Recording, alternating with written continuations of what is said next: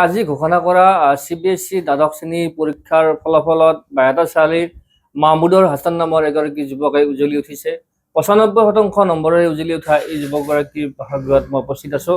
আৰু যেহেতু ৰংঘৰ গ্লোবেল একাডেমীৰ পৰা তেওঁ এই পৰীক্ষাত অৱতীৰ্ণ হৈছিলে আৰু আজি ঘোষণা কৰা ফলাফলৰ পিছত তেওঁৰ পৰিয়ালত এক আনন্দৰ পৰিৱেশ সৃষ্টি হৈছে। মই পোনে পোনে এই যুৱকগৰাকীৰ ওচৰলৈ গৈছোঁ। পোনে পোনে তোমাক অভিনন্দন জ্ঞাপন কৰিছোঁ। আজি ঘোষণা কৰা আজি ফলাফল, এই ফলাফলক লৈ তুমি কিমান সুখী? আজি মই আৰু অলপমান এক্সপেক্ট কৰিছিলোঁ যদিও কিন্তু যিখিনি পাইছোঁ সেইখিনিত মই ছেটিছফাই বাৰু। ৯৫% নম্বৰ পাবলৈ সক্ষম হৈছা। কিমান ঘণ্টা পঢ়িছিলা পৰীক্ষাৰ আগত আৰু ভৱিষ্যতে কি হোৱাৰ সপোন দেখিছা? এনে মইতো এনেকুৱা মোৰ নিৰ্দিষ্টকৈ হেৰি নাই যে মই আজি ১২ ঘণ্টা পঢ়িম, আজি 10 ঘণ্টা পঢ়িম। যেতিয়ালৈ মন যায় তেতিয়ালৈ পঢ়োঁ। কম সময় পঢ়োঁ কিন্তু ভালকৈ পঢ়োঁ। কম সময়ত যিমান পাৰোঁ মই ফ'কাছ দি ফালে পঢ়োঁ আৰু সেইখিনি সময়ত মই মানে যিমান পাৰোঁ ডিষ্ট্ৰেকশ্যনছবোৰ মানে এভইড কৰি থাকোঁ আৰু সেই হিচাপে সেনেকৈ পঢ়ি আহিছোঁ। আৰু পঢ়াটো ফান হিচাপে ল'লে তেতিয়া কম সময়ত বহুত বস্তু শিকিব পাৰি। এতিয়া পঢ়াটো বহুতে বাৰ্ডেন হিচাপে লয়, সেই হিচাপে ল'লে মানে প্ৰেছাৰাইজ হৈ যায় ব্ৰেইনটো আৰু কষ্ট পাই পেলাই এনেকৈ কম মনত ৰয়। আৰু ভৱিষ্যত কি লক্ষ্য তোমাৰ? ভৱিষ্যত মইতো ছ'চিয়লজি লৈ পেলাই সেনেকৈ ছ'চিয়লজি লৈ মোৰ লেকচাৰাৰ হ'বলৈ ইচ্ছা।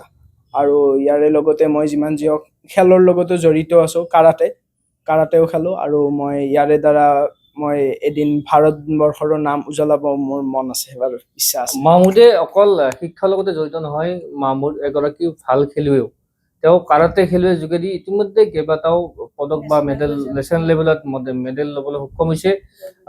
যিহেতু কাৰাটেৰ এগৰাকী তুমি খেলুৱৈ, আমি ইয়াৰ আগতে এটা বাতৰি পৰিৱেশন কৰিছিলোঁ তোমাৰ খেলৰ। গতিকে এতিয়া কি খেল খেলি আছা বা তুমি কি মেডেল পালা? এতিয়ালৈতো মই বৰ্তমান নেশ্যনেল লেভেল খেলিলোঁ, তাৰপিছত ষ্টেট লেভেলো খেলিলোঁ আৰু নৰ্থ ইষ্টাৰ্ণ ইণ্ডিয়াৰ সেই পাৰ্টৰো সেনেকৈ খেলা গৈছে বাৰু। মানে ক্ৰীড়াৰ যোগেদি পঢ়া শুনা দুটা কামে তুমি সমানে কৰি গৈছিলা। হয়।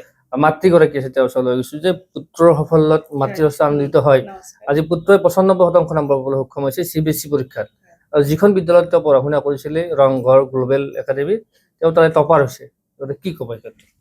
হয়, মানে বহুত ভাল লাগিছে, আনন্দ লাগিছে। সিও বহুত কষ্ট কৰিছিল আৰু আমিও যিমানখিনি পাৰোঁ তাক ছাপোৰ্ট কৰিছোঁ পঢ়া শুনাৰ ক্ষেত্ৰত। গতিকে আজি স্কুলৰ ফালৰ পৰাও মানে এটা ভাল লাগিছে, চবৰে আহিছেও তেওঁলোক খবৰ ল'ব। গতিকে আৰু সকলোকে ধন্যবাদ জনাইছোঁ আৰু যিসকলে তাক মানে ভালদৰে পঢ়া শুনা স্কুলৰ বা তাৰ লগতে ভগৱান আল্লাহৰ ওচৰতো দোৱা প্ৰাৰ্থনা জনাইছোঁ এটা ভাল পৰিৱেশ, ভাল ৰিজাল্ট দিয়াৰ বাবে।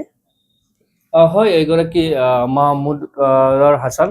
এইগৰাকী যুৱক অকল শিক্ষাৰ লগতে নহয়, এগৰাকী ৰাষ্ট্ৰীয় পৰ্যায়ৰ কাৰাটে খেলুৱৈ। আৰু এইগৰাকী যুৱকৰ লক্ষ্য হৈছে যে ভৱিষ্যত এগৰাকী প্ৰবক্তা হৈ তেওঁ শিক্ষাৰ ক্ষেত্ৰত তেওঁ সময় দিব বিচাৰে।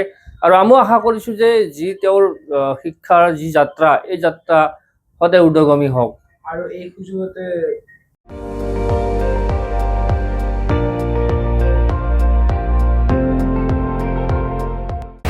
আপুনি চাই আছে ND24, সৰ্বশ্ৰেষ্ঠ নহয় সৰ্বোত্তমৰ দৌৰ।